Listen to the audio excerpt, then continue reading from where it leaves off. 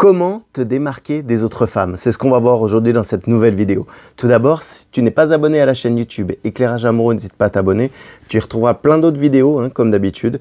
N'hésite pas à mettre des likes ou des commentaires si tu as besoin. Et puis surtout, partager cette vidéo si tu as une copine ou une connaissance qui ne sait pas comment se démarquer par rapport aux autres femmes dans la séduction pour un homme. Alors, tout d'abord, c'est vrai que engager des conversations, ça va être compliqué pour te démarquer par rapport aux autres femmes. Ça, c'est compliqué pour tout le monde, pour toutes les femmes, pour tous les hommes. Mais il y a des manières de faire spécifiquement avec les hommes, c'est ce qu'on va voir dans cette vidéo. Parce que le problème, c'est que parfois, tu penses ennuyer l'autre et justement, comment ne pas l'ennuyer dans une conversation? Comment ne pas l'ennuyer? Eh bien, il va falloir en fait que tu veuilles passer du temps avec lui. Et passer du temps avec lui, donc pour ne pas être ennuyeuse, et justement, c'est là que tu vas être attirante. En voulant passer du temps avec lui, on va voir la manière comment tu vas lui montrer que tu veux passer du temps avec lui. C'est là d'où vient la finesse. C'est pas de la manipulation, c'est vraiment de l'intérêt. De l'intérêt, une connexion entre deux êtres humains, tout simplement.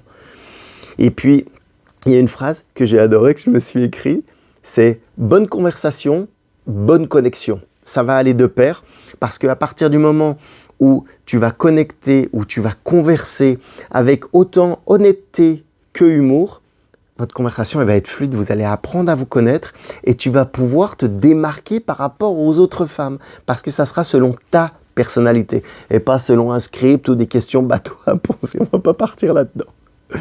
Donc, je vais t'expliquer plus précisément parce que souvent, ce qui peut se passer, c'est partir dans un interrogatoire de questions. Et c'est pas ce qu'on veut, et c'est pas ce que je veux, et c'est pas ce que je te souhaite dans cette vidéo. Tout d'abord, pour attirer son attention et la garder, parce que c'est vraiment le but, il va falloir qu'au niveau de ta connexion avec lui, d'ailleurs que ça soit une connexion en réel, ou que ça soit une connexion par SMS, par WhatsApp, ou par la manière comme tu veux, premier rendez-vous ou pas, tu vois, premier contact même, je dirais. Comment te démarquer des autres femmes pour un premier contact? Je devrais dû l'appeler comme ça cette vidéo. La première des choses, il va pas falloir que tu fasses de connexion classique. Je m'explique. La connexion classique, c'est salut Pierre-Paul machin, comment vas-tu? Non, ces phrases toutes pourries bidons, non, faut les stopper. Faut les stopper. Comment être différente par rapport à ça? Tu vas me dire alors. Comment on peut commencer à se connecter tout de suite quand on commence le début d'une conversation? Il va falloir que tu amènes les choses de manière subtile, du genre « j'ai pensé à toi parce qu'il y a eu ceci, il y a eu cela, ou ça m'a fait penser à toi. Est-ce que tu as vu ou tu as remarqué qu'il y avait ci, il y avait ça sur un sujet commun que vous avez? Peut-être des goûts, tu as peut-être déjà des choses par rapport à lui. Ou même tout simplement, j'ai vu ça ce midi, ou j'ai vu ça hier, ou j'ai vu ça ce matin. Moi, j'ai un avis très tranché là-dessus. J'aimerais bien savoir quel est ton avis, tu vois. Moi, j'ai cet avis-là. Quel est ton avis? Qu'est-ce que tu en penses? Et en fait, cette manière de connecter, ça va te permettre, mais lui, permettre de ressentir que tu lui donnes de l'importance. Et c'est là vraiment qu'il va t'apprécier parce que tu commences déjà à t'intéresser à l'autre. Tu ne vas pas en mode interrogatoire avec des milliers de questions. Là, tu connectes de manière déjà différente. La deuxième chose, c'est qu'il va falloir parler, échanger avec des questions profondes, pas des questions superficielles. Je m'explique. Tu peux simplement lui dire j'ai parlé de ça avec une copine, avec un copain, avec mes parents, avec ça.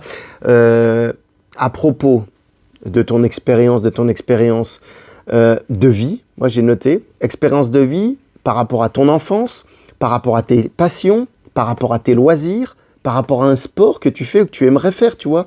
Vraiment quelque chose qui t'anime. J'ai parlé de ça avec lui, avec elle. Moi, j'aimerais bien faire ça, ceci, cela. Et toi, en fait, qu'est-ce que tu aimerais faire? Ou qu'est-ce que tu en penses? Tu vois, une question vraiment profonde où tu vas chercher de la connaissance pour apprendre à le connaître lui, en fait. Pour apprendre à le connaître lui. Et là, encore une fois, il va se créer une réelle connexion. Parce qu'il faut bien se dire une chose, c'est que toi, ta réponse, plus lui, sa réponse, va faire que vous allez connecter et que vous allez apprendre à vous connaître. Et c'est ça qui va être génial. La troisième chose, c'est qu'il va falloir pas poser 1000 questions. Quand vous êtes dans une conversation, il ne faut pas que tu relances, il ne faut pas que tu recreuses tout le temps. Parce qu'au bout d'un moment, il va se croire dans un interrogatoire. Il faut que tu poses des questions précises ou vraiment la question que tu veux savoir. Et il va falloir que tu laisses se dérouler en fait une conversation de manière fluide. Et puis après, vous allez passer à la suivante. Mais pas des milliers de questions, tu vois, sur un sujet, nanana, nanana, nanana, nanana. Parce que toi, au bout d'un moment, tu n'auras peut-être plus de questions, puis ça va te saouler, tu vas pas savoir quoi dire ou comment t'y prendre. Puis lui, il va se sentir mitraillé, et là, tu vas pas te démarquer, quoi. Là, il va te dire, oh non, elle me saoule, ça va pas le faire. Donc, ne pars pas dans l'idée de 1000 questions, tu vois. Essaye d'avoir des questions assez précises, quitte à prendre du temps pour y réfléchir, et vraiment tirer au bon endroit, j'ai envie de dire. La deuxième, que ça soit une autre manière de te démarquer, que ça soit par SMS ou en réel. Par SMS, tu vas pouvoir envoyer des petits emojis des fois qui permettent des interprétations où la personne en face, elle va peut-être pas réagir comme tu l'aurais pensé ou peut-être mieux réagir ou différemment. Là aussi, tu vas pouvoir la connaître.